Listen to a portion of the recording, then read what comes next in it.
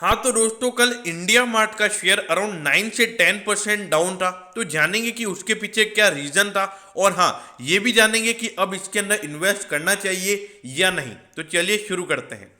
तो देखिए, सबसे पहले अगर मैं आपको बात बताऊं तो जो मेन रीजन मुझे यहाँ पे नजर आता है वो ये है कि क्वार्टर ऑन क्वार्टर यहाँ पे कंपनी का जो प्रॉफिट है, एट द एंड जो नेट प्रॉफिट कंपनी कमाती है, वो यहाँ पे 25 से 30% गिरा है। कितना? 25 से 30% गिरकर 57 करोड़ का यहाँ पे टोटल प्रॉफिट इंडिया मार्ट का निकल कर आया है। और देखिए, पिछले क्वार्टर में यानी कि अक्टूबर से लेके दिसंबर वाले क्वार्टर के अंदर कंपनी को 80 करोड़ का प्रॉफिट हुआ था, यानी कि 23 करोड़ का यहाँ पे कंपनी का टोटल प्रॉफिट डाउन हुआ है अगर हम क्वार्टर ऑन क्वार्टर बेसिस पर देखें तो।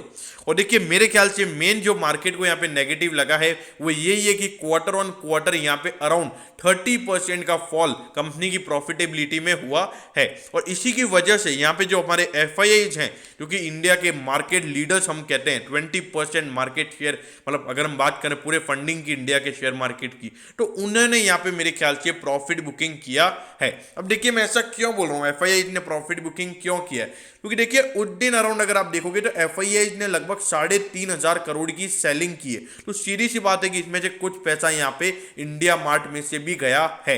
अब मैं ऐसा क्यों बोल रहा हूँ? क्योंकि देखिए, अगर आप इंडिया मार्ट के होल्डिंग पैटर्न को देखोगे तो अराउंड 50% का स्टेक हमारे किसके पास है? प्रमोटर्स के पास। और उसके बाद 27.5% का स्टेक यहां पर एफआईआईज के पास है। तो यहाँ पे सीधा क्लियर कट इंडिकेशन है कि यहाँ पे ज्यादा सेलिंग करने वाला कोई है तो वो एफआईआई है। क्योंकि आप देखिए, अगर एफआईआईज यहाँ पे सेलिंग नहीं करेंगे तो कौन करेगा? क्योंकि डीआईआईज का इस कंपनी के अंदर अराउंड 4% का स्टेक ही है, और उसके अलावा जो 18% स्टेक अराउंड बचता है वो पब्लिक के पास है। तो इतनी सेलिंग, इतना शेयर अगर गिरा तो सीधी सी बात है कि यहाँ पे जनरल पब्लिक ने यहाँ पे सेलिंग नहीं की है। सेलिंग करने वाला कोई बचता है तो वो यहाँ पर नजर आता है फॉरेन पोर्टफोलियो इन्वेस्टर। तो उसी की वजह से यहाँ पर ये शेयर आपको गिरता हुआ नजर आया था। तो देखिए, यहां पर आपको ऐसा लग रहा होगा कि एफआईआई जब प्रॉफिट बुकिंग क्यों कर रहे हैं, क्योंकि देखिए, सबसे पहले आप इसके चार्ट पे नजर डालिए। 5 साल के लो पे देखिए, 1102 का इसका लो है, और ये शेयर कितना भाग चुका है। और अगर अभी आप रिसेंटली 52 वीक का लो भी देखोगे तो वो भी अराउंड 2000 से 2200 या 2000 के लगभग का ही है। तो देखिए, अराउंड ये शेयर 4 टाइम भाग चुका है। कितना? 4 टाइम। और यहां पर अगर उनके एस्टिमेशन के हिसाब से उनकी अर्निंग नहीं आती है तो सीधा वहां पे वो अपनी थोड़ी सी प्रॉफिट बुकिंग करते हैं, और वही हमको उस दिन यहां पर देखने को मिला है। और देखिए, यहाँ पे अराउंड 9.83% ये इंडिया मार्ट इंट्राडे में गिरा है। तो ऑलरेडी मेन रीजन मुझे यही नजर आता है कि फॉरेन पोर्टफोलियो इन्वेस्टर ने यहाँ पे बल्क सेलिंग की है इंडिया मार्ट के अंदर।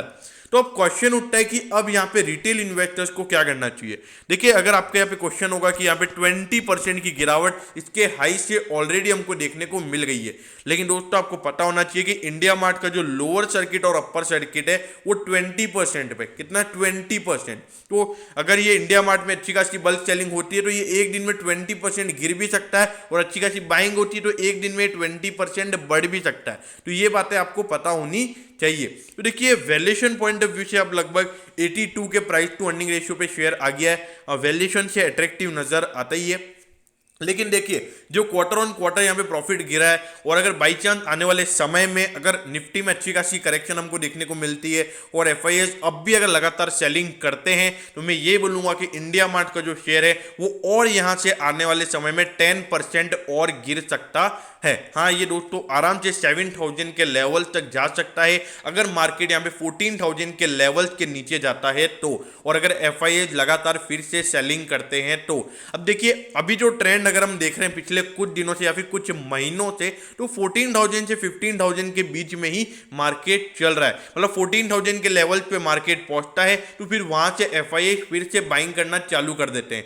लेकिन जो अभी मुझे जो सेलिंग कल देखने को मिली है उससे मुझे थोड़ा सा ऐसा लग रहा है, मैं गलत भी हो सकता हूं, कि यहां पे एक बार के लिए मार्केट 14,000 के लेवल्स के नीचे जा सकता है और एकदम हाई सेलिंग हमको एफआईआई के थ्रू देखने को मिल सकती है। लेकिन देखिए, मैं गलत भी हो सकता है कि अब एफआईआई को जितनी सेलिंग करनी थी उन्होंने फ्राइडे को कर ली, अब वो मंडे को फ्रेश स्टार्ट करके बाइंग करना चालू कर सकते हैं। तो देखिए, अगर यहाँ पे जिन्होंने भी शॉर्ट टर्म के लिए इंडिया मार्ट को बाय किया हुआ है उनको यही होप करना चाहिए कि यहाँ पे अब एफआईआई बाइंग करना चालू करे करे फिर से। अगर एफआईआई यहाँ पे बाइंग नहीं करते और यहाँ पे लगातार वापस से सेलिंग होती है तो यहाँ पे इंडिया मार्ट का शेयर आपको डेफिनेटली 7000 के लेवल तक जाता हुआ नजर आएगा। और अगर भगवान ने करे अगर निफ्टी अगर 13,000 या 12,500 के लेवल तक जाता है तो इंडिया मार्ट आपको 6,000 के लेवल तक भी जाता हुआ नजर आएगा। अब देखिए वैल्यूएशन पॉइंट ऑफ व्यू से भी अट्रैक्टिव है, लॉन्ग टर्म इन्वेस्टर्स को ये अपॉर्चुनिटी ग्रैब करनी चाहिए। मतलब जितनी गिरावट इसमें होती है मेरे ख्याल से इसको आपको लेते रहना चाहिए क्योंकि इसमें ग्रोथ स्टोरी नजर आती है। और मेन बात क्या है कि आत्मनिर्भर कंपनी, एक इंडियन कंपनी है तो यहाँ पे एक वो अट्रैक्टिव यहाँ पे नजर आता है क्योंकि जो अमेजॉन ये तो लिस्टेड भी नहीं है इंडिया में, लेकिन ये इंडिया मार्ट एक तरीके से एक इंडियन कंपनी है तो यहाँ पर थोड़ा अट्रैक्टिव नजर आता है। और आने वाले समय में जो आत्मनिर्भर भारत का जो हमारा कैंपेन चल रहा है तो उसमें इस कंपनी को अच्छी खासी प्रॉफिटेबिलिटी यहाँ पे हो सकती है। तो देखिए जो सेलिंग है वो मेरे ख्याल से शॉर्ट टर्म सेलिंग रहेगी, बाकी लॉन्ग टर्म इन्वेस्टर्स को ये अपॉर्चुनिटी ग्रैब करनी चाहिए, हर गिरावट पे इसको बाय करते रहना चाहिए। तो दोस्तों मैं होप करता हूँ कि इंडिया मार्ट इंटरमेच क्यों गिर रहा है इसका रीजन आपको अच्छे से समझ में आ गया होगा। अगर आपकी कोई भी क्वेरीज है आप कमेंट कीजिए, मैं जरूर आपके कमेंट पर रिप्लाई करूंगा। ओके दोस्तों, thank you, have a nice day.